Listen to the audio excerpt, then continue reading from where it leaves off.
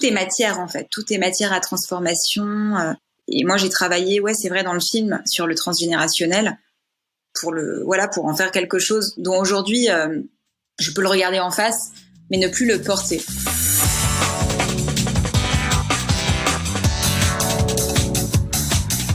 Bonjour à toutes et à tous et bienvenue sur Sens Créatif, le podcast qui explore les motivations et les stratégies des artistes de l'image. Je m'appelle Jérémy Kleiss. Je m'appelle Laurent Bazar et nous sommes passionnés par la créativité que nous considérons comme une quête holistique. Loin des images d'Épinal fantasmées, nous questionnons l'être humain derrière les artistes que nous admirons. Pour en savoir plus, vous pouvez nous suivre sur Instagram @senscreatif_podcast et si Sens Créatif vous plaît, vous pouvez aussi rejoindre le Patate Club en soutenant financièrement le podcast sur Patreon. Ça se passe sur www.patreon.com/senscreatifpodcast. Cela vous donne accès à des tonnes de bonus et votre participation nous aide vraiment à continuer à produire ce podcast. Et avant de passer à l'épisode du jour, nous remercions Patreon, sponsor officiel de cette saison 4. Comme eux, on croit dur comme fer qu'il importe de remettre les artistes au milieu de leur production et de leur permettre de gagner leur vie sans être obligés de passer par des tas d'intermédiaires. Et c'est exactement la mission que s'est donnée Patreon, permettre aux artistes de travailler sur ce qu'ils aiment et être payés en retour par les gens qui aiment leur travail. Alors comment ça marche ? C'est très simple. Rendez-vous sur la plateforme patreon.com, créez un compte et commencez à fédérer votre communauté en leur proposant différents paliers pour vous soutenir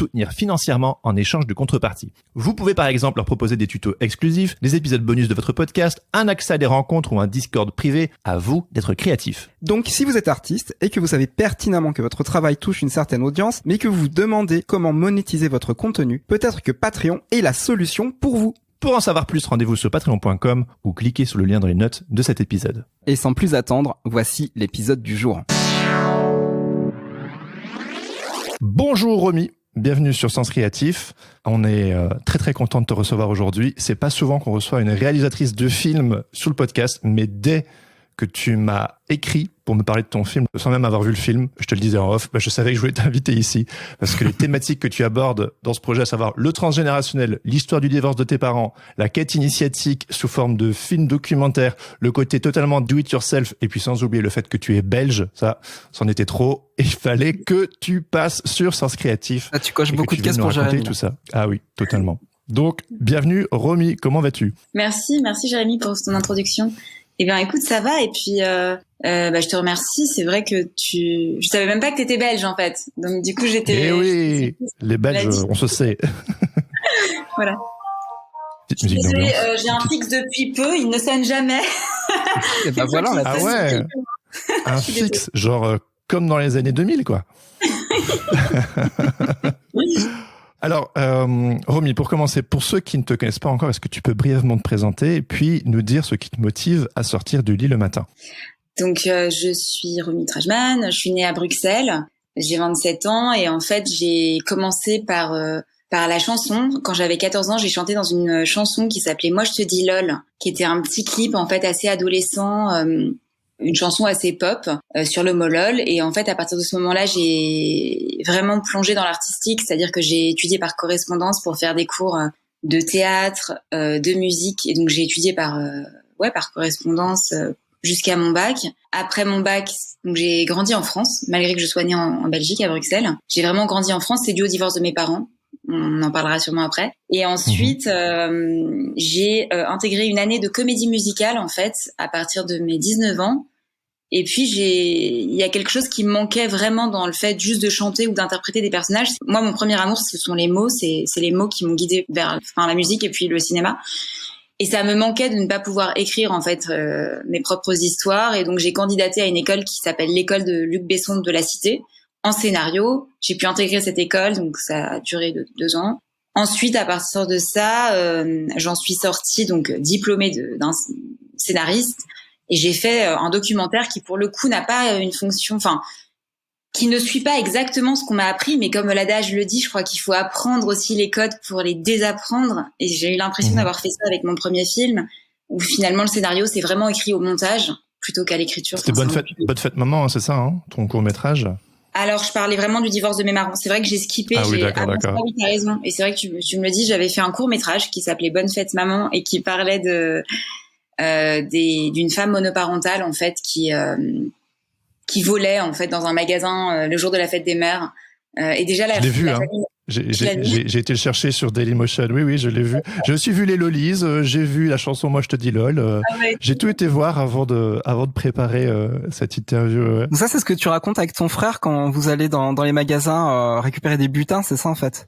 Bah oui, en fait, c'était clairement inspiré d'un épisode personnel. Mais sauf que là, c'était l'histoire d'une mère monoparentale. Je jouais la mère, en fait. Je jouais à toi, ouais.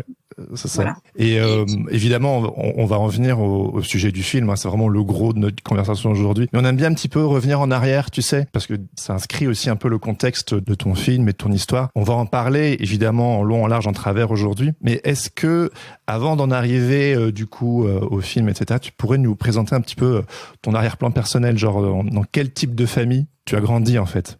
D'ailleurs, je précise un petit truc, Jérémy. En fait, le hasard du calendrier fait que c'est Rosh Hashanah en ce moment, le nouvel an juif. Donc voilà, après, voilà, j'ai lancé un petit peu le tremplin. Mais vas-y, Romy, si tu peux vraiment nous raconter un petit peu quoi ressemble. Faut que tu en dises un peu plus là, parce que les auditeurs, pourquoi est-ce que Laurent il dit ça? Non, vas-y, Romy, on te renvoie la balle. Très délicat. Non, c'est vrai. En fait, je suis née donc à Bruxelles dans une famille, en effet, de confession juive, plutôt ashkénaze. Donc ça veut dire des pays de l'Est. C'était donc la Pologne, la République tchèque et la Russie aussi. Et du côté de ma mère, il y a aussi des autres origines, notamment la Turquie. Voilà, donc c'est vrai que c'est marrant parce qu'en France, je sais que les communautés sont plutôt du Moyen-Orient ici, en tout cas. Oui. Ouais. Et en Belgique, c'est à l'inverse. C'est plutôt les pays de l'Est qui sont plus représentés, en tout cas, j'ai l'impression, dans les communautés juives. Donc voilà, j'ai grandi dans un milieu qui n'est pas forcément religieux. Je dirais que c'est un milieu... Enfin, mes parents... viennent d'écoles traditionnelles, ils sont plutôt religieux, mais après moi c'est pas du tout un parcours que j'ai eu. J'ai quitté l'école, le Bruxelles quand j'avais 6 ans, ce qui fait que j'ai plutôt grandi dans un milieu assez éclectique et je revendique, à mon sens, l'entre-soi c'est quelque chose qui j'aime la pluralité. J'ai toujours navigué à travers plein de différentes origines, différents milieux sociaux aussi. Et c'est ce qui me plaît d'ailleurs dans le cinéma, c'est ce côté-là, c'est ce côté très coloré en fait et libre. Donc je dirais que oui, je viens d'une confession, mais que comme nous tous, en tout cas, je ne m'arrête pas à ça et j'aime le voyage et j'aime la découverte en fait de plein de choses. Et donc ensuite, je suis partie à Paris avec ma mère, mes parents ont divorcé et là j'ai plutôt grandi dans des collèges très mixtes, même catholiques. Voilà. Et d'ailleurs, tes parents divorcent quand tu as 13 ans, hein, si je me trompe pas. Quand j'ai 6 ans. Pardon, autant pour moi. Ah oui, d'accord, ok. J'avais pas vu mon père depuis 10 ans dans le film. C'est ça, ok, j'essaie de remettre les petits bouts ensemble. D'accord.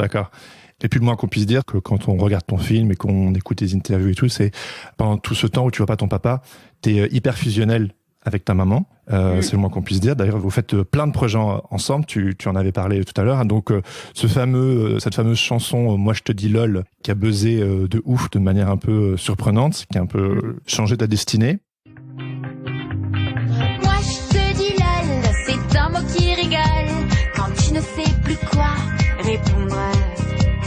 Moi je te dis lol, c'est un mot qui s'envole, petit texto pour te faire fondre. Lol fait des poèmes, vole tous les thèmes, lol évite-les, je t'aime. Passe partout à tous les tabous, lol. Je te dis lol quand tu me traites de folle. Je te dis lol quand tu me fais rougir. Je te dis lol quand les mots s'usent. Je te dis lol quand tu abuses. Est-ce que tu peux un tout petit peu nous raconter en quoi ça a changé ta destinée ? Oui, c'est une bonne question, Jérémy, que tu poses. En fait, je pense que quand j'étais petite, j'avais un mythe. Je pense que c'est parce que j'ai des parents artistes. Et du coup, ma rébellion se situait peut-être à ce moment-là dans le fait de ne pas du tout être artiste. Et donc, je rêvais d'avoir un bureau à la Défense et de travailler à la Défense dans une tour. Voilà. Ça, c'était mon rêve absolu. C'est la vraie rébellion artistique. Ce qui est drôle, c'est que maintenant, j'habite à côté de la Défense et je regarde ces tours et je me dis, mais comment tu pu rêver de ça? C'est pas possible. Et on a tout le temps besoin de se rebeller contre quelque chose. J'ai toujours cette petite théorie que si en fait on grandit dans du beau, on va faire du moche, et que si on grandit dans du moche, on va faire du beau. On a toujours besoin de toute façon de se rebeller contre quelque chose. Toi, voilà, tu voulais bosser à la Défense, donc heureusement. Romy, tu peux nous parler du champ artistique de tes parents, savoir ce que l'un et l'autre font en fait. Alors mon père est artiste, donc peintre abstrait, donc il peint à l'encre de Chine en fait.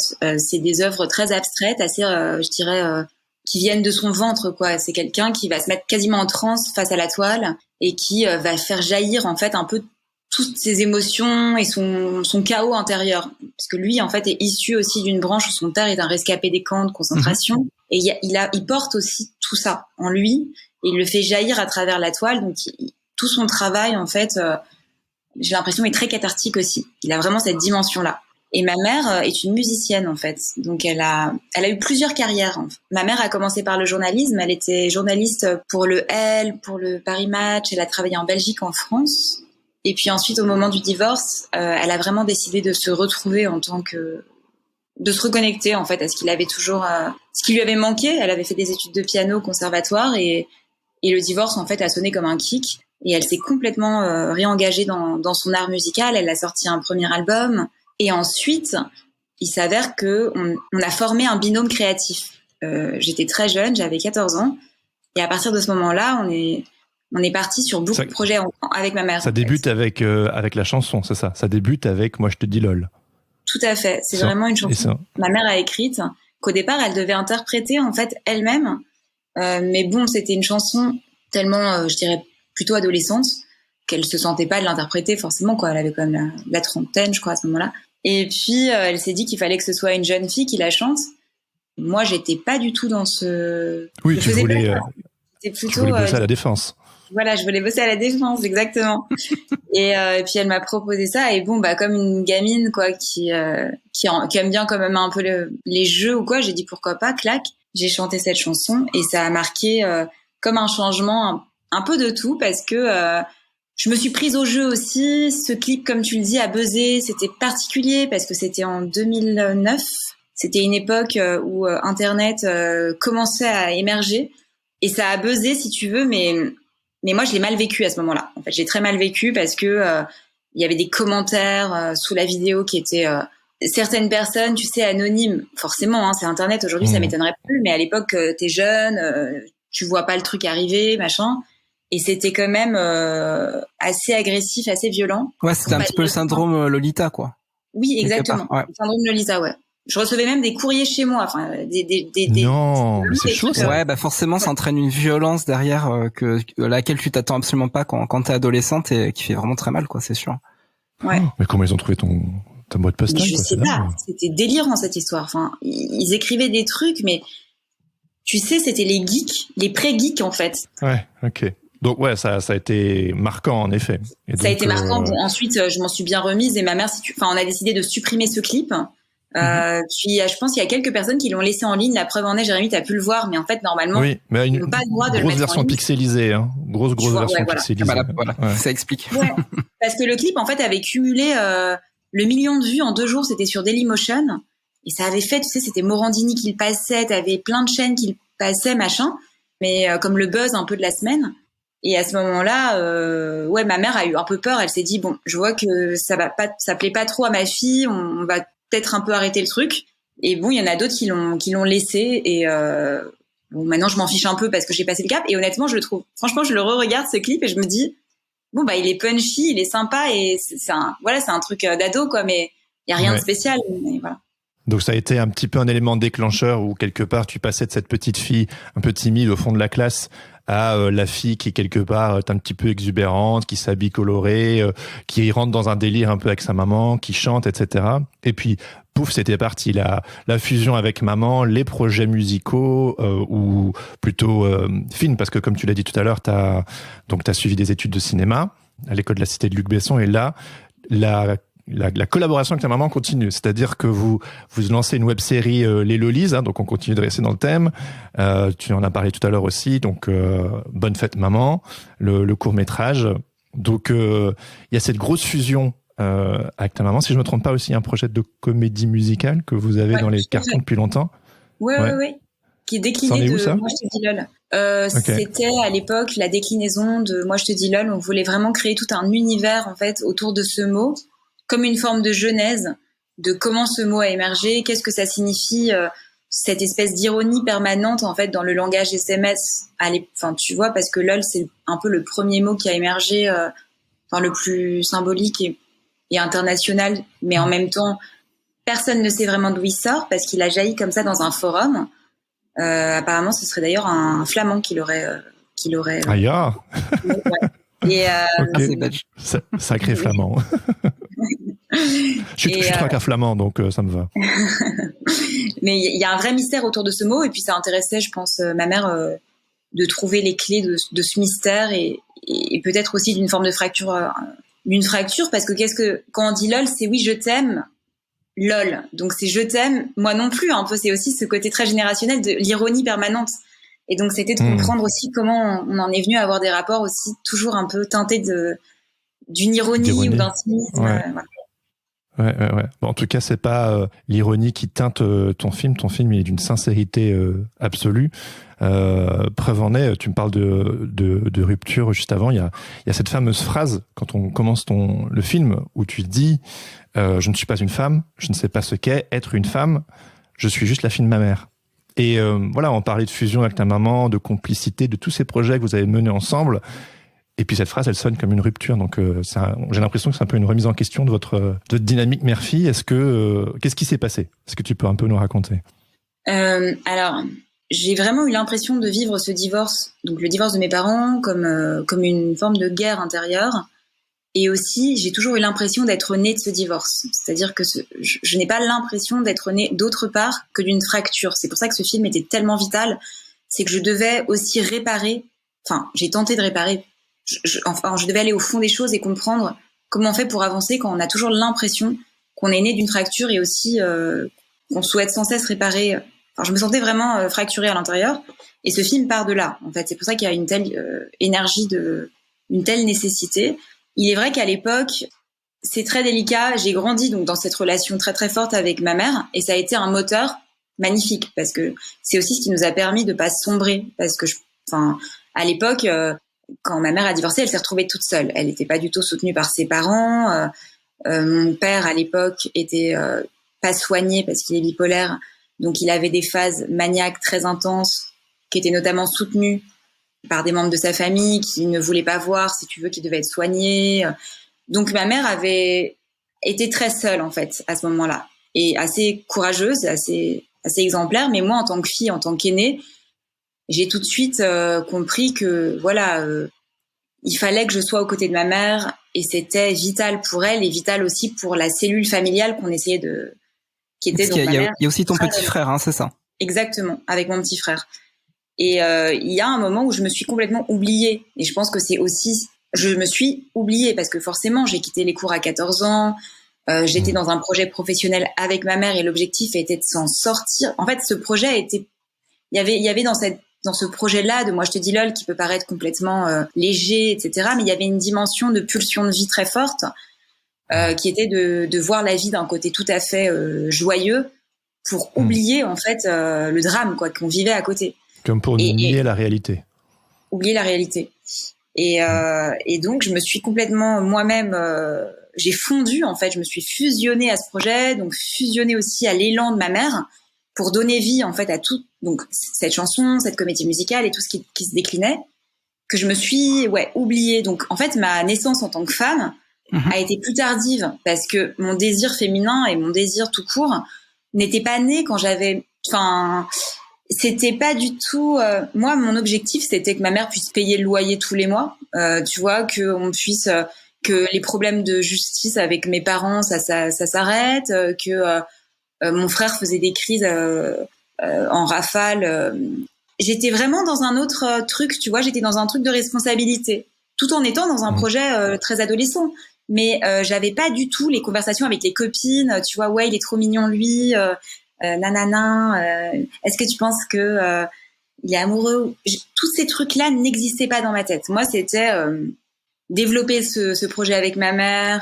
Il y avait une dimension presque d'empire familial que j'avais envie de monter pour créer toute une autre dimension qui puisse en fin de compte atténuer en fait tout le drame qu'on avait vécu ensemble. Et donc toute mon énergie de vie, je l'avais mise dedans. Et c'est retrouvé qu'à un moment, forcément, j'ai senti comme comment expliquer un déracinement le peut-être retour à la réalité a été brutal en quelque sorte. Ouais. Mais comment il s'est opéré ce retour à la réalité? Donc j'ai fait un premier court-métrage donc qui s'appelait Bonne fête maman. Il y a eu mes 2 années de scénario donc à l'école de la Cité. Et puis comment il s'est opéré? Je pense que c'est un truc qui est monté petit à petit, si tu veux. Je sentais que j'étais un peu qu'il y avait un décalage en fait. Il y avait un décalage. Ouais. Après, je prône la différence, donc je suis pas là. Aujourd'hui, je trouve ça bien parce que ça veut dire que je me suis écoutée, si tu veux. J'entends beaucoup de mes copines qui me disent punaise, c'est fou. Moi, j'ai eu un premier rapport, mais en fin de compte, j'étais pas prête. Mais c'est parce qu'il y a une injonction sociale qu'il fallait qu'à 15 ans, tout de suite. Moi, c'est pas le cas. En fait, forcément, j'avais pas de désir. Donc, du coup, il y avait un truc où j'étais. Mon désir se situait dans le créatif. Complètement, tu vois, je mettais tout dans le créatif, tout dans la création. Mais donc, petit à petit, en fait, en faisant mes cours de scénario à l'école de la Cité, évidemment, tu vois, mes priorités à moi n'étaient pas les mêmes que celles autour de moi. Et puis, petit à petit, vivre avec ma mère m'était devenu à ce moment-là très difficile. J'avais l'impression d'étouffer. C'était assez dur à vivre. J'ai été forcément un peu violente aussi, ce qui n'était pas la face. Enfin, c'était pas évident. Ah oui, c'est la réaction qui te vient tout de suite. C'est normal de réagir par la violence à quelque chose qui est un petit peu latent pendant des années. Et puis finalement, t'as besoin de le sortir, l'exprimer. Puis c'est ce qui fait que derrière ça déclenche des choses. Et après, on peut discuter. Après, on peut réparer. Après, enfin, il y a des choses qui se passent comme ça. À un moment, faut bien un déclencheur, quoi. Exactement. Et le film, je pense, a été aussi une façon de comprendre ça, de comprendre la naissance aussi parce que la fusion avec ma mère n'est qu'une conséquence de la violence en fait, tu vois, du divorce qui fait qu'on s'est fusionné. C'est comme, je parle de guerre, mais c'est un peu, c'est comme si on vit une guerre, clac.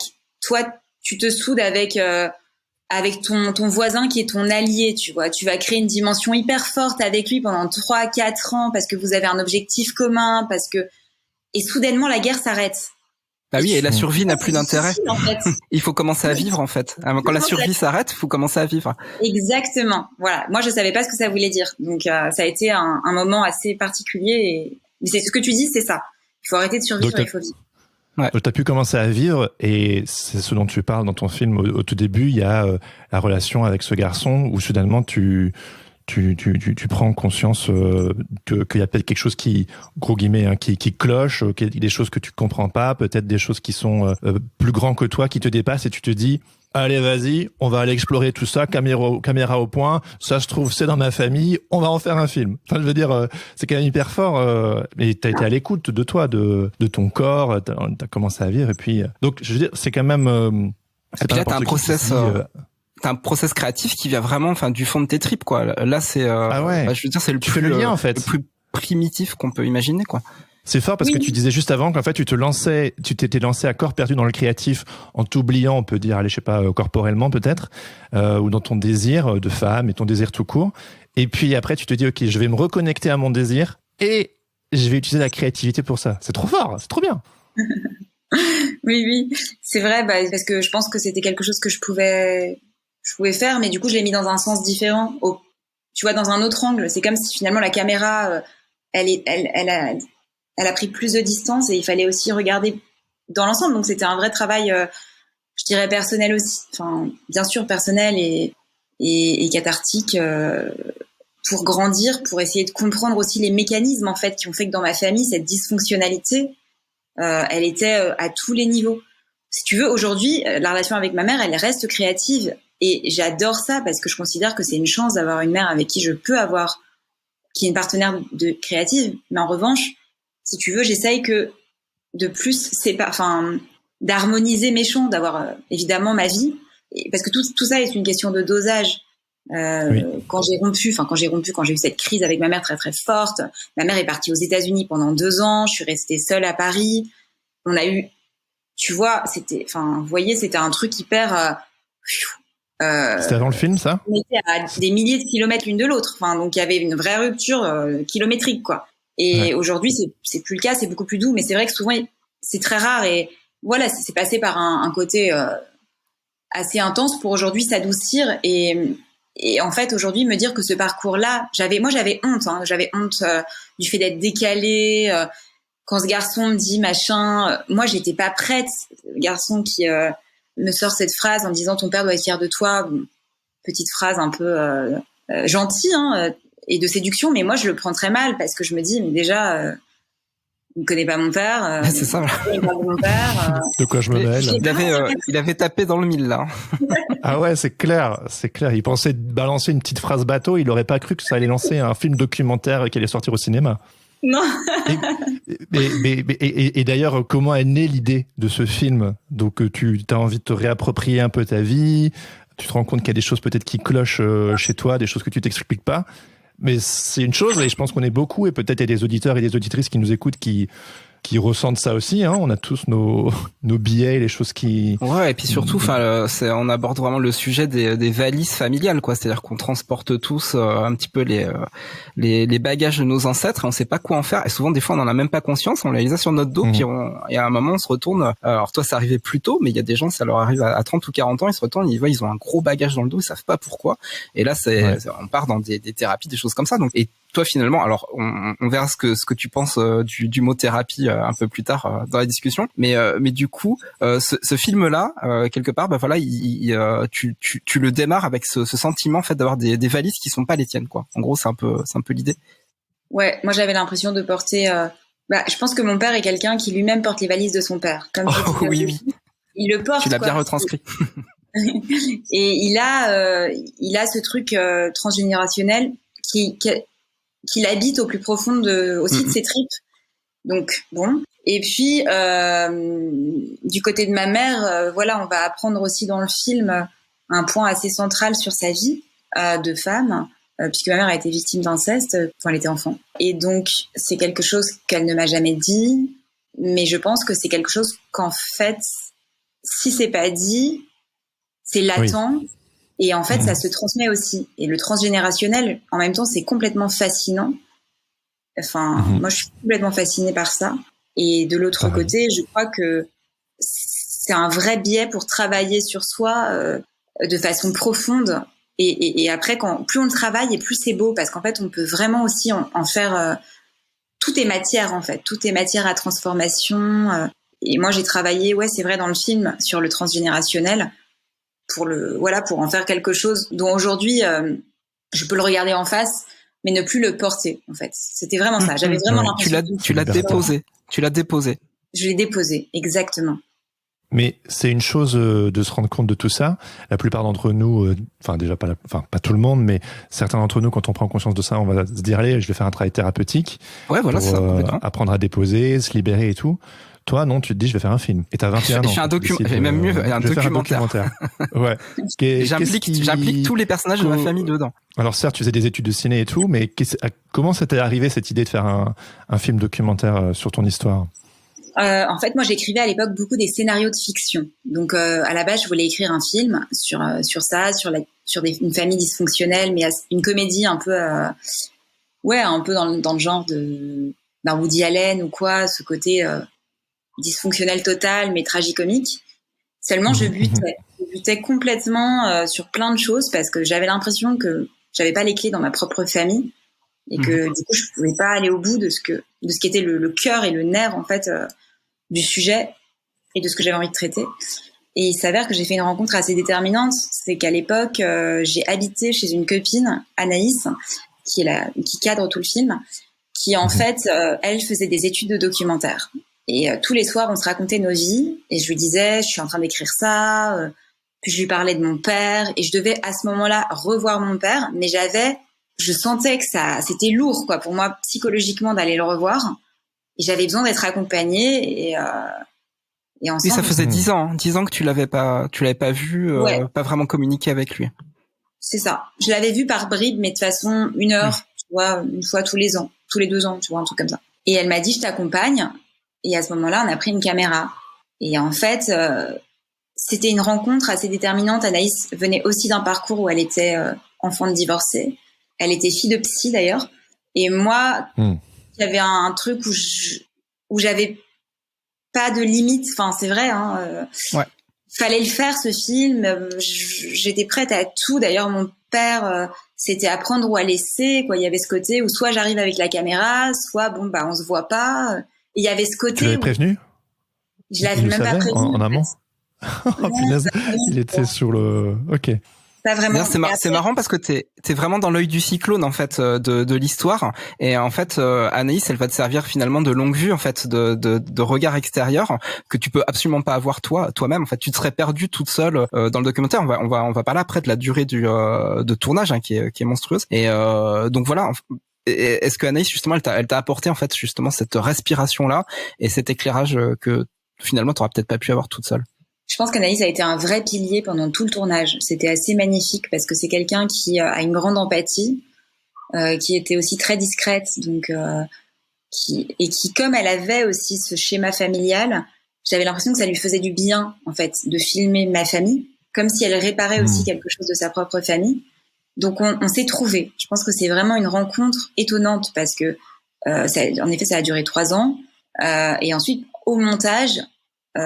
J'ai plus pris le film à bout de bras en me disant j'ai besoin de monter et de faire cette histoire, donc je l'ai monté pendant 1 an et voilà. Mais c'est vrai que sur le tournage, Anaïs a été magnifique quoi. Et comme tu le dis Laurent, elle avait ce regard extérieur et cette douceur aussi et ce calme, parce que moi évidemment d'aller retrouver ça, d'aller en première ligne, enquêter, me ramasser toutes ces informations, je te raconte pas le tunnel hein. Quand t'es dedans, tu sais pas trop, tu te dis il y a peut-être pas d'issue quoi. Je sais pas trop. Ouais, puis t'avais imaginé des choses aussi sans forcément mettre beaucoup d'enjeux dedans, et il y a des choses qui t'arrivent que tu imagines même pas en fait, que tu vas découvrir en faisant finalement ces rushs quoi.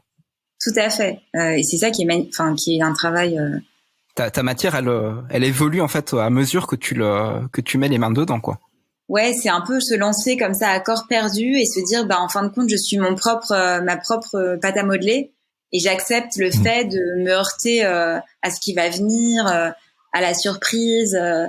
Non mais j'ai l'impression, c'est ce que tu disais Laurent et c'est très juste, c'est que comme je suis moi-même sujet et actrice, etc. Tu es vraiment investi totalement à tous les niveaux en fait dans ce film, ce qui te met à la fois dans un truc un peu méta parce que tu es également personnage en fait du documentaire et en même temps c'est ton documentaire donc Voilà. Et donc c'est là où Anaïs était très importante si tu veux. C'est là où avoir ce pilier à côté de soi qui ne fait pas partie de la famille et qui a un soutien vraiment très bienveillant, c'était magique. Je pense que et c'est très beau et se dire que finalement les films comme ça c'est des rencontres. Après il faut un désir. Pour le coup, le mot désir, il est important, mais une énergie sur du long terme, parce que c'est 3-4 ans intense, quoi. C'est clair.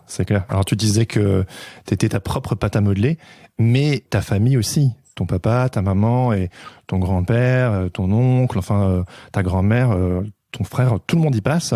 Et moi, quand je vois ça, moi, j'ai une réaction viscérale. C'est, mais comment la famille réagit-elle quand on leur présente le projet? Parce que voilà, faut quand même avoir une forme de consentement pour je vais venir te filmer, te poser des questions, je vais aller fouiller dans les interstices de la famille.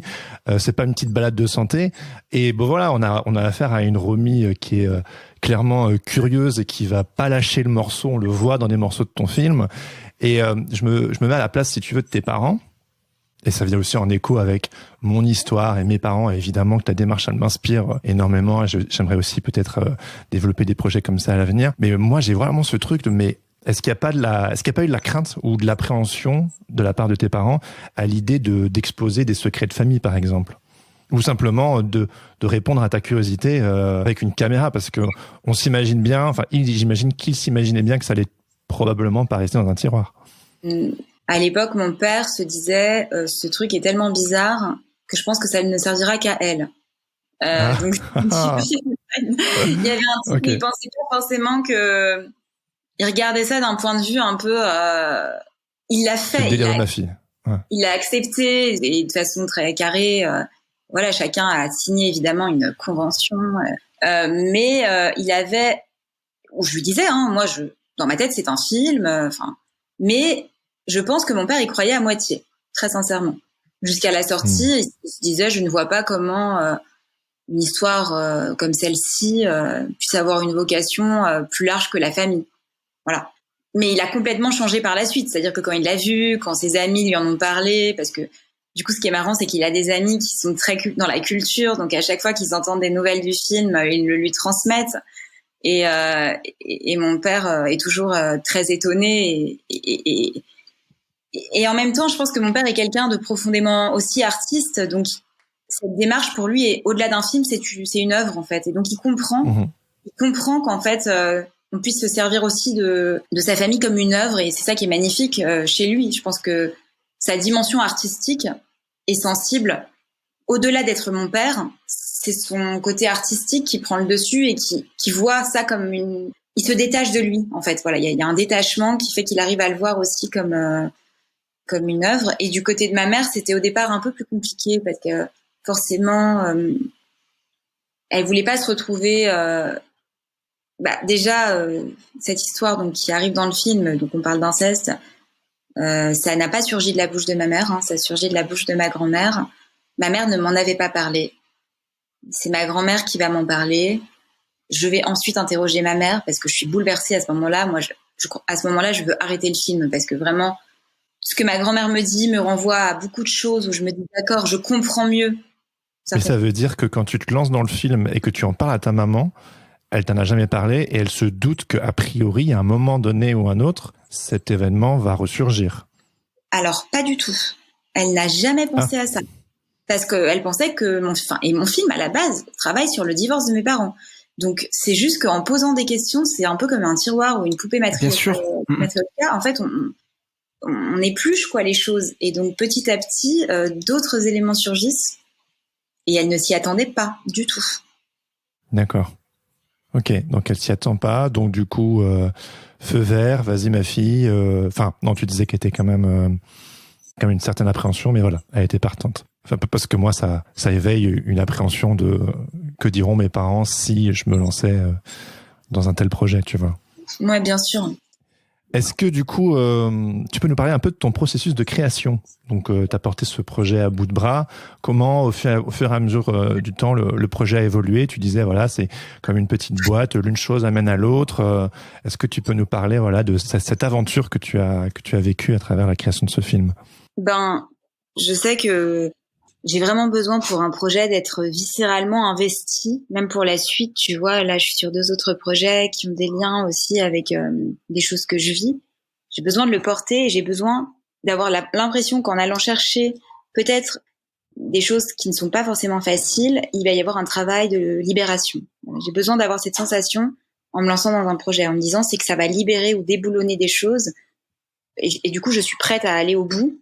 C'est genre un peu ouvrir un chakra. Enfin, j'appelle ça, on ouvre à chaque fois. Et donc, je me dis, là, ça va ouvrir quelque chose, donc il faut que j'y aille. Et j'ai cette sensation d'être appelée par quelque chose qui est au-delà de moi et des fois, je me dis quand même, tu te lances dans des projets qui sont pas simples. Est-ce que tu voudrais pas faire des choses toutes simples, qui te rendraient joyeuse immédiatement? Mais je pense que j'ai besoin de passer par des moments. J'ai besoin. Il y a comme des grandes traversées comme ça, qui sont pas évidentes ou pas toujours simples, mais qui à la fin, en tout cas, me procurent cette sensation d'avoir avancé. Voilà. Déjà, ça, c'est le moteur de chaque. Il y a une dimension spirituelle ou transcendantale dans tes projets. Ça a toujours été ? Je pense que je l'ai plus, en tout cas, conscientisé à partir de ce film. Mais avec les Lolis, il y avait quand même, le travail avec ma mère, il y avait quand même cette dimension aussi, parce qu'il y avait le fait de changer un peu le karma familial, quoi. Il y avait cette dimension d'ouvrir sur un autre champ d'énergie familiale. Et puis au-delà de ça, ce que je trouve assez fascinant, c'est que, mon travail au départ, je jette un peu tout sur la table et puis ensuite je structure. Voilà, c'est comme ça que je travaille. C'est un travail assez impulsif à la base, où j'ai un besoin, où je lance plein d'idées. Je me censure pas. Tout est complètement libre et lâché, et puis ensuite je structure. Et maintenant de plus en plus, parce que comme avec ce projet j'ai pu créer ma propre boîte de production, et que génial. Si tu veux, comme il n'y avait pas du tout de financement pour la post-prod, je me suis mise toute seule à monter ce film pendant 1 an sur mon ordi portable, en me disant il n'y a pas vraiment le choix, quoi. Il va falloir que je trie une matière, il y a 200 heures de rush, Et c'était, tu sais, c'était quand même un moment. Mais du coup, ça m'a poussée à être plus organisée et à me dire bon bah, au fond, s'il faut faire des choses un peu plus, ça m'a poussée à me structurer beaucoup. Il y a une histoire de patience aussi. Exactement. Et avoir de la patience. Ça, c'était. Je pense que c'est parce le que là, grand tu dis 200 heures de rush. Je vois Jérémy sur les montages. C'est déjà pas mal. Et des fois, c'est des rushs d'1h30 pour en faire 1 heure. Là, t'en as 200 pour faire un documentaire. Finalement, cet apprentissage de la patience et puis aussi d'être aussi dans l'accueil. En fait, il faut recevoir les choses que tu n'imaginais pas qui allaient arriver et qui vont bouleverser ton montage et finalement l'histoire que tu vas donner au public. Tout ce processus sur le long terme, en fait, qu'est-ce que ça t'a apporté et qu'est-ce que ça a changé dans ton approche finalement de créatrice? Je pense que ça m'a rendue plus précise en fait avec mes envies et mes désirs. C'est-à-dire qu'au début, j'étais un peu, il y avait un petit côté forcément, c'est ton premier projet, tu te lances, d'accord. Non, j'ai l'impression d'être un peu plus précise, de comprendre aussi comment chaque projet fonctionne. Donc, mais toi, tu me demandais est-ce que ça avait changé en moi. Ouais. Dans ton chaos intérieur. Dans mon chaos intérieur. Ça m'a apaisée, en fait. J'avais l'impression d'être quelqu'un en feu. Enfin, voilà, j'avais l'impression d'être en feu à l'intérieur, d'avoir beaucoup d'énergie, mais peut-être aussi une certaine colère. Vraiment, je pense que j'avais une colère très au fond de moi. Oui, j'en avais une. Et aujourd'hui, je me sens plus apaisée. C'est comme si j'avais été j'avais pointé en fait pile sur la colère, je l'avais fait exploser dans le film et que du coup maintenant comme un ballon, tu vois qui a dégonflé, la chose est apaisée et tout ça je l'ai vu, je l'ai vécu, ça a été un film de combat, j'ai l'impression un film de combat et de paix en fait. J'aime dire que c'est un film comme ça parce qu'il est à la fin, il apporte aussi de l'amour. Moi c'est ça que Tu peux nous parler de quelques moments de combat et de paix pendant ton tournage? Ouais, le combat, c'était de ne jamais rien lâcher. Parce que comme tu le dis, Laurent, c'est un vrai travail de patience. Et j'avais l'impression, à chaque fois que j'enquêtais, d'apprendre des choses qui étaient douloureuses, en fait. Et il fallait que je reste stoïque, il fallait que je continue la bataille, alors que moi j'avais l'impression que j'allais m'effondrer. T'as eu envie d'arrêter à un moment? Oui, j'ai eu envie d'arrêter. J'ai eu envie d'arrêter notamment au moment où ma grand-mère me parle de ce que ma mère a subi. Ça, c'était pour moi un des moments les plus marquants. Ça a été vraiment très difficile à ce moment-là. Je me suis dit, est-ce que je continue? Est-ce que j'ai la force de continuer? Mais à chaque fois, il y avait quelque chose qui me relevait et à chaque fois, ça redescendait et clac, l'envie était plus forte que tout et il fallait que je remonte sur le cheval, il fallait que j'y aille. Et j'ai eu l'impression, de combattre, mais au-delà du film, la post-production, typiquement, et là je parle plus d'un point de vue technique, il y a eu pas mal de choses, si on veut rentrer dans le technique, ou même dans la production, typiquement, on avait eu un soutien de la commission belge, qui pouvait financer la post-prod, on était super contente avec notre coproduction belge. On avait été donc choisi en commission artistique et à la toute fin, donc 2 mois plus tard, quand tout le planning était préparé, tous les techniciens étaient bookés, finalement il y a eu un problème sur la répartition franco-belge du film, qui fait que comme le film avait un truc de pourcentage qui matchait plus avec les desiderata de la commission, et ils ont dit non, c'est pas possible, du coup on donne pas le soutien. Oh, punaise. Ah ouais, c'est trop big chaud. Shit happens là. Punaise. Ouais. Oh là là là là là. Donc du coup tous les techniciens, à une semaine du truc, tous les techniciens déjà c'était hyper gênant parce qu'ils avaient booké, et puis la production me dit punaise, je suis désolée Romy, on n'a pas de plan B, du coup on sait pas où faire, quoi faire, nous de notre côté on ne sait plus quoi faire. Et donc moi je me retrouve je me dis punaise, comment on fait? Là, il s'avère qu'il y a eu un studio qui s'appelait Les Films de la Récré, qui était adorable et qui en fait m'a dit écoute Romy, j'ai compris le problème, moi je te mets mon studio à disposition pendant 1 mois gratos, tu peux venir ici et j'ai des amis qui peuvent t'aider pour le son. Et puis ensuite je suis entrée, donc c'était à Bruxelles, j'étais chez lui pendant 1 mois. Et puis ensuite, j'ai monté le film, en fait, je l'ai monté toute seule. Et ça, c'était inopiné parce que j'avais jamais fait de montage avant. Mais j'ai eu l'impression que c'est à ce moment-là du film que j'ai vraiment pris la matière. C'était peut-être le moment le plus combatif parce qu'il a fallu vraiment sélectionner les rushs, faire ce travail in-out être dans le film et à l'extérieur. Donc j'avais l'impression de me dissocier en permanence entre moi, sujet, et moi, regard extérieur. Ça, normalement, c'était Anaïs qui me le donnait pendant le tournage. Mais au niveau du montage, ah oui, tu l'avais plus. On est d'accord sur le fait que je reprenais le truc. Et donc, c'était un truc un peu schizo, mais en même temps extrêmement formateur. Et c'est là où j'ai compris le mot patience. J'ai compris le mot rigueur. J'ai compris le mot combat. Et j'ai compris le mot vital. Là, c'était le tunnel, quoi. Ouais, qu'est-ce qui est essentiel et qu'est-ce qui n'est pas essentiel, en fait. Et il faut savoir le trier, quoi. Et c'est un petit peu, voilà, le travail du montage, c'est vraiment ça, quoi. Exactement. Et en parlant de montage et de choix, moi, il y a quelque chose qui m'a intrigué quand je suis allé faire un petit tour sur ton compte Instagram. À un moment donné, tu parles de ta maman et tu lui rends hommage et tu dis que dans les moments de doute, elle t'a aidé à faire les choix de séquences, tu vois. Du coup, moi, ça me questionne parce que vu que c'est un film sur le divorce de tes parents, est-ce qu'il n'y a pas un risque de réécrire l'histoire familiale à son avantage si elle a la main mise sur certaines séquences? Enfin, j'imagine bien qu'elle n'avait pas la main mise, c'était toi qui décidais, mais voilà, on entend bien que quelque part elle. Ah oui, c'est quoi tes limites, c'est quoi tes règles par rapport à ça, ouais. Exactement. Déjà, je trouve, enfin moi, ce que j'aimais bien me dire dans ce film, c'est que c'est aussi un travail collaboratif familial. J'avais envie que ce divorce du divorce soit fait ensemble. Et c'était pas juste moi toute seule. Bien sûr qu'il y avait ce premier truc, j'enquête, je vais regarder ça d'un point de vue extérieur.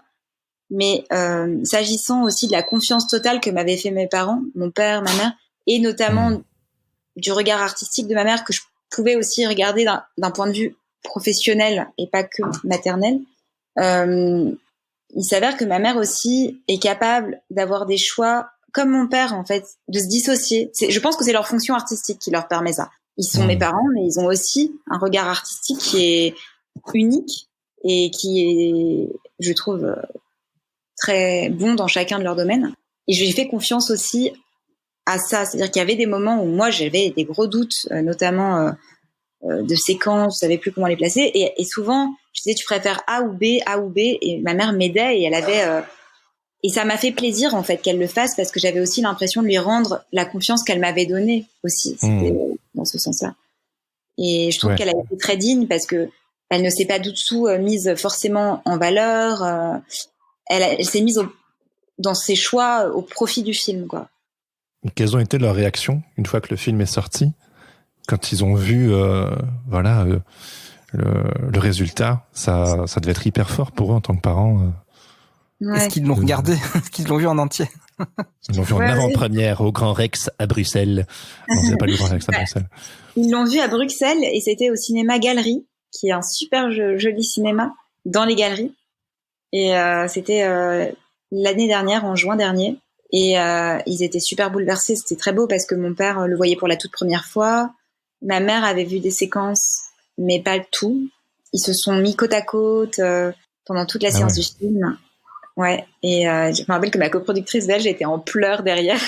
Elle est arrivée après, il y avait le Q&A à la fin et elle était là avec des larmes et je lui dis qu'est-ce qui s'est passé. Elle m'a raconté la scène. Moi j'étais devant donc j'avais pas vu, mais enfin, voilà, oui, c'était très touchant pour eux et ce moment-là était très beau en tout cas. Donc ils l'ont réceptionné. Pour moi, enfin ils me l'ont dit en tout cas. On sent l'amour qui transparaît, quoi, malgré tout, malgré le combat, malgré les heurts dans le film. C'est clair. Et comment le film Jérémy, j'ai une question pour toi. Qu'est-ce que t'as pensé du film de Romy? Bah moi ça m'a bouleversé, enfin parce que je m'y attendais pas à celle-là. Laurent, je suis là pour ça. Qui m'envoie la balle. Non, moi déjà ça m'a beaucoup touché parce que moi le divorce de mes grands-parents a été un événement qui a redistribué les cartes. C'est un peu le grand drame du côté de mon papa.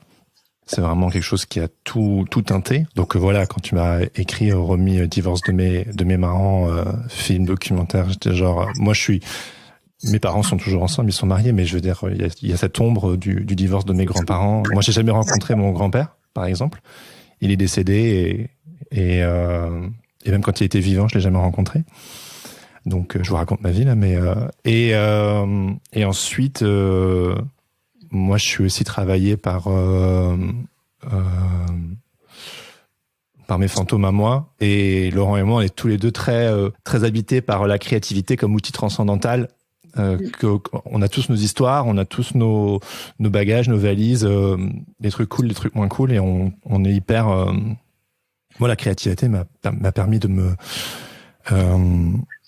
transcender mon histoire et ma situation. Et donc, du coup, tu le fais à merveille dans ton film, et c'est hyper courageux. Et moi, je me mettais à ta place, quoi. Je me disais, moi, j'ai hâte, j'aimerais, et normalement, je vais le faire, mais avoir certaines conversations avec mes parents, avec mon papa, avec ma maman, avec des gens que j'ai connus à l'époque, sur certains sujets.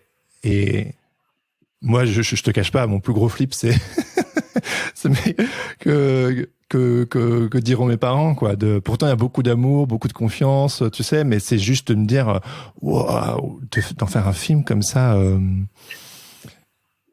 Donc voilà, c'est pour ça qu'on voulait, entre autres, te recevoir sur ce podcast. Et je vois Laurent avec son petit sourire satisfait. Et toi, Laurent, ça t'a fait quoi, ce film? Bah, je m'attendais à rien, comme d'habitude, hein, parce que j'aime bien découvrir des choses comme ça sans savoir. Et je dois dire, Romy, tu m'as hyper surpris, parce à la moitié du film, j'avais qu'une envie, c'était que ça se finisse, parce qu'en fait, pour moi, c'était extrêmement plombante, l'histoire familiale, mais ton montage est magnifique, et tu sais cueillir au bon moment, en fait. Et quand on est dans le plus deep comme ça avec toi, ou le plus compliqué, quoi, là on va dans le mur, il y a quelque chose qui se passe, il y a une petite magie dans ton documentaire qui fait qu'on est happé par le mouvement, en fait, que tu crées dedans. Et j'ai trouvé, en fait, la conclusion de ton film, je vais pas la spoiler, hein, mais la conclusion de ton film est magnifique parce que elle justifie le titre même du film, en fait. Et je trouve ça hyper brillant. Et je suis ressorti avec énormément de questions. Et puis je trouve que les personnages de tes parents, c'est un binôme incroyable, quoi. Ils sont certainement irréconciliables, mais t'as réussi à leur redonner une histoire, tu vois. Et ça. Moi, je le prends comme une fiction, hein, c'est ta réalité à toi, mais pour moi, j'ai vu une histoire, donc pour moi, c'est comme une fiction. Et j'ai adoré ces personnages-là, j'ai adoré les détester, j'ai adoré les voir évoluer aussi, parce que ce soit ta maman, ton papa, ils évoluent dans le film, puis vraiment de manière assez incroyable aussi du côté de ton père. Et voilà, et j'ai beaucoup aimé aussi les références aussi qui sont disséminées un petit peu par là. Ça, c'est toujours un petit côté un petit peu. J'ai adoré que ça parle de Basquiat, tu vois, à un moment. Voilà, et vraiment, voilà, je trouve ton film hyper touchant. Voilà, en tout cas, bravo pour ça. Ouais. C'est incroyable. Ouais, merci. Non, mais c'est vrai qu'il y a des sujets, tu sais, qui sont lourds en fait complètement dans le film, et en même temps, ce qui m'intéressait, c'était de toujours faire un pas de côté, de passer du rire aux larmes, parce que moi j'ai l'impression d'avoir grandi dans cette atmosphère où c'est tellement dramatique, et soudainement au moment où on s'y attend pas, quelque chose jaillit, on en rit, quoi. Et ouais. Et puis il y a les moments musicaux justement qui viennent équilibrer tout ce côté vraiment lourd de l'histoire de tes parents. C'est formidable, et c'est toi qui les as écrits, qui les as chantés, qui les as produits. C'est là tu fais tout, tu fais la production DIY, musicale, tu fais tout. Ouais. C'est ouf. Exactement. Ouais, ça me tenait vraiment à cœur. C'était la musique qui, j'ai l'impression, a une fonction aussi de transformation très forte. Voilà. Mais qui s'imbrique dans le cinéma aussi, quoi. On fera écouter un petit extrait, si tu le veux bien, aux éditeurs dans le montage de l'épisode. Je suis plus la poupée, la petite fille Playmobil. J'arriverai nouvelle sur la place du dancing. Fini ce conflit qui tourne et qui défile. Fini ce conflit que toi tu t'imagines. Tout sera plus beau, plus facile. Parfois je me demande si c'était pas une histoire un peu perchée de faire un film sur ses parents. Quel conseil tu donnerais aux auditeurs ou aux auditrices qui nous écoutent et qui seraient déjà touchés par ta démarche et qui, quelque part, seraient peut-être inspirés de faire un peu pareil, que ce soit à travers un film ou de la musique, une BD, l'illustration, j'en sais rien. Nous, c'est beaucoup les métiers visuels. Quel conseil tu donnerais à quelqu'un qui aimerait un peu faire comme toi? Je pense que je lui donnerais le conseil de faire ce qu'il ressent dans son... Enfin, je parle beaucoup du ventre, mais moi, j'ai toujours l'impression que les choses partent du ventre. Quand il y a quelque chose qui en permanence nous revient, qui en permanence tous les matins on sait qu'il y a ça, quoi. On le porte dans le ventre, un nœud, un truc, une envie de faire quelque chose parce qu'on sait que ça nous ferait du bien, mais on n'ose pas forcément franchir le cap. Je dirais qu'il faut y aller. Et moi, j'avais je sais que j'avais cette comparaison un peu étrange, mais je me suis dit, si je le fais pas pour moi, je le fais pour mes enfants. Alors, je suis pas sûre que j'aurai des enfants un jour, mais je me dis, je ne pourrai jamais transmettre des choses belles à mes enfants si moi-même je n'ai pas osé aller au bout de ce qui me meut en quelque sorte.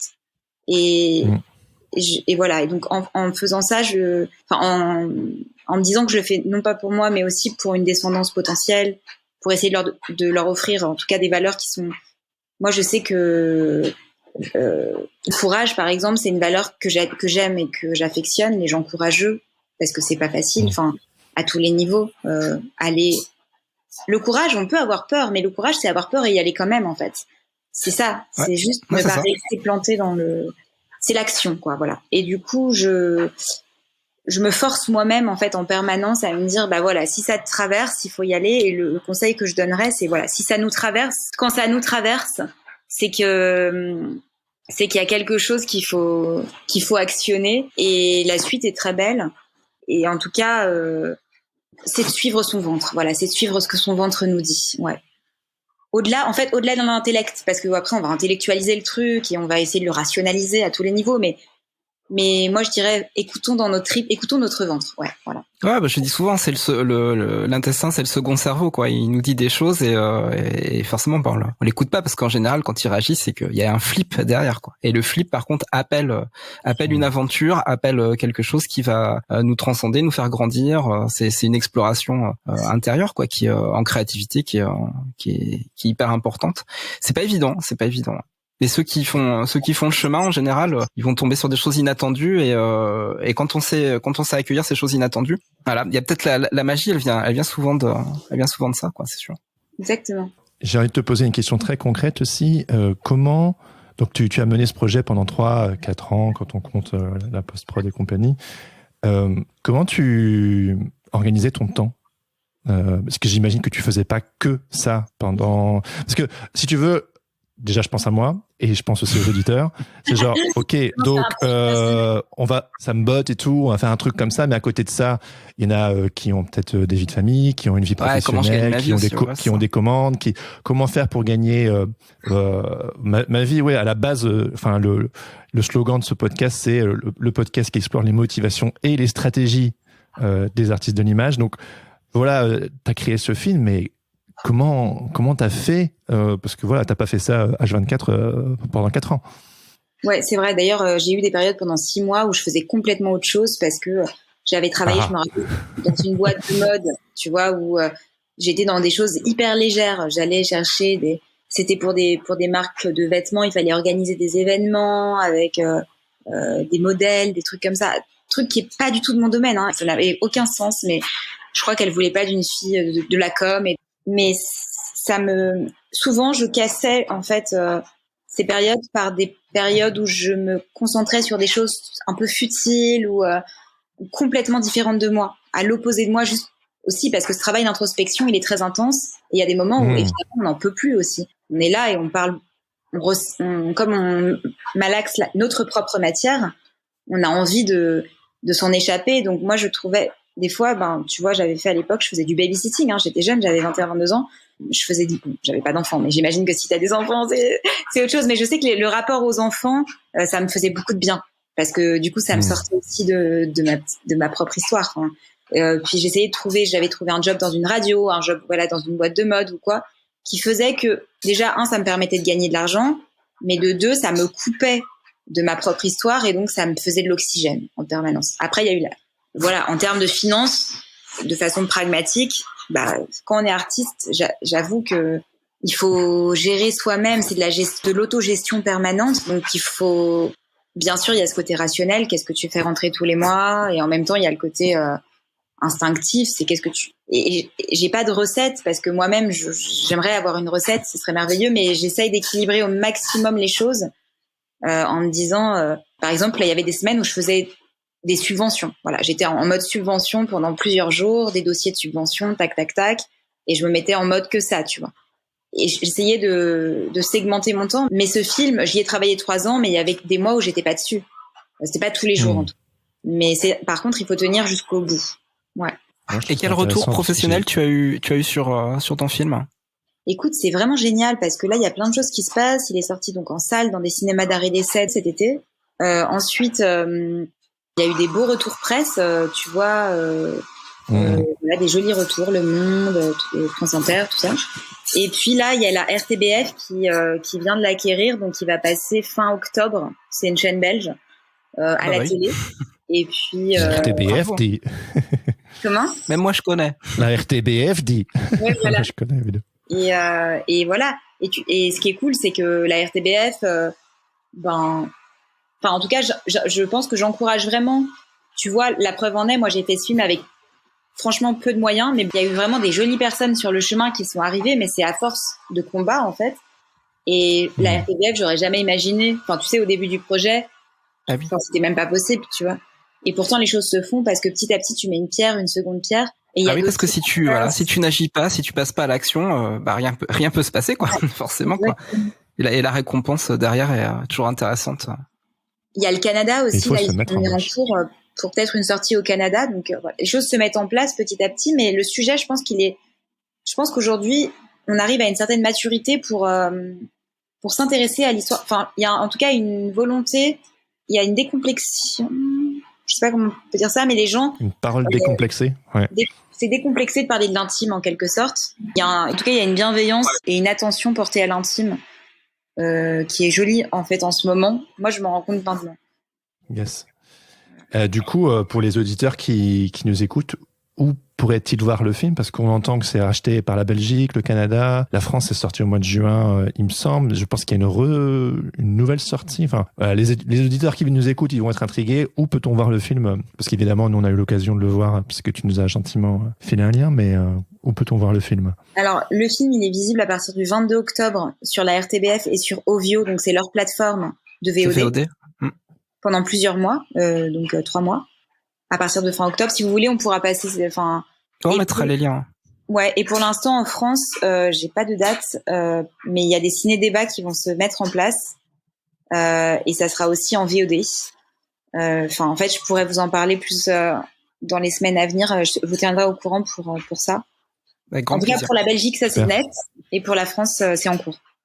D'accord. Trop bien. Bon, je crois que on arrive à la toute fin. Laurent, est-ce que tu as la fameuse boîte à boxons avant de laisser Romy partir?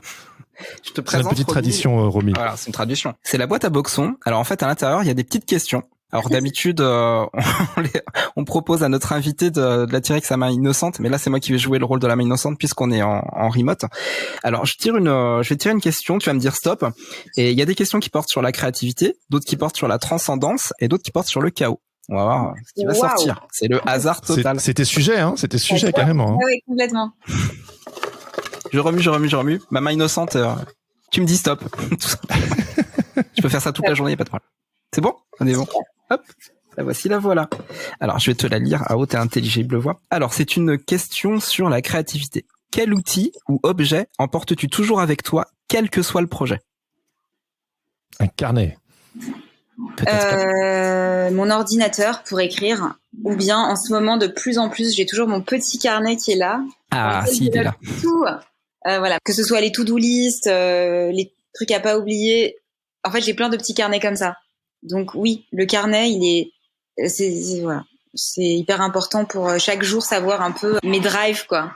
Je les écris la veille en général, mais le matin, j'aime voir. Ouais. Et après, tu réorganises tout un petit peu t'as un logiciel où tu classes un peu toutes tes idées ou en fait, j'avais essayé avec comment ça s'appelait ce logiciel assez sympa pour trier. C'est pas Monday. Notion? Non, Notion. Non, mais mince, je l'ai oublié. Mais en fait, je m'en suis jamais sortie avec ce logiciel. En fait, il m'a un peu voilà, donc faut l'oublier. Agacée. Et finalement, je trouve que rien ne vaut un carnet. Je me dis que je préfère, même si c'est mes petits fluos, mes petites notes dans tous les coins du papier, en fait, je m'en sors bien mieux. Et par contre, j'ai créé un truc, c'est sur Excel en Google Drive. Je me fais un planning avec mes priorités. et je les surligne, mais je fais mon propre tableau. Comme ça, il n'y a pas de logiciel. Mais, et je le classe, par exemple, blooming, c'est ce que j'ai envie de faire, ce qui me rend heureuse. Après, il y a mes tâches un peu plus techniques ou administratives en dessous, mais c'est classé par couleur. C'est un peu comme un logiciel, mais je le fais moi-même. Voilà.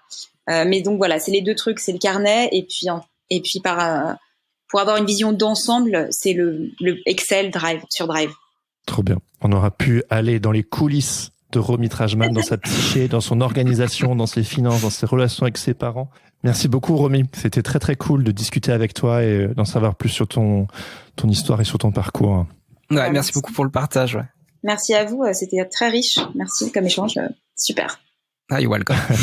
Allez tous voir le film dès que vous pourrez. On vous mettra les liens aussi dans les notes de cet épisode pour aller voir la bande-annonce et Romy, tu nous fileras les informations. Comme ça, on pourra updater les notes de l'épisode. Comme ça, si quelqu'un écoute cet épisode, je sais pas moi, dans 5 ans, il pourra aller voir ton film et aller voir de quoi il en retourne. Un grand merci, Romy. Merci beaucoup à vous. Et au plaisir, à très bientôt. On suivra du coup avec attention tes prochains films aussi. J'imagine avec plaisir. Qu'il y en aura d'autres. Voilà, merci beaucoup, ciao. À très bientôt. Ciao à toutes et à tous. Bisous. Salut. Merci d'avoir écouté Sens Créatif. Si cette émission vous plaît, n'hésitez pas à mettre des étoiles sur vos plateformes de podcast préférées. Vous pouvez aussi partager l'épisode avec vos amis ainsi que sur vos réseaux sociaux. Un grand merci à Adrien Guy pour l'habillage sonore de ce podcast. Retrouvez toutes les infos sur le site www.senscreatif.fr ainsi que sur Instagram @senscreatif_podcast. Si vous avez des commentaires ou des idées pour des invités, n'hésitez surtout pas à nous laisser un message. Sur ce, on vous donne rendez-vous la semaine prochaine pour un nouvel épisode. En attendant, restez créatifs et surtout, n'oubliez pas, everything is connected!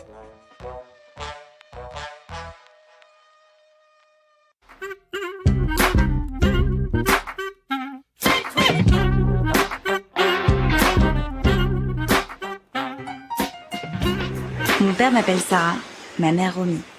Il habite Bruxelles et ça fait 10 ans que je ne l'ai pas vu. J'en ai parlé hier à une amie, Anaïs. On est voisines et elle est documentariste. Alors je dis à mon père, je viens avec une amie et une caméra. Le divorce, c'est marrant. Ça permet de remonter le temps. Le divorce, c'est marrant. Ça permet de raccrocher les gens. Le divorce, c'est marrant.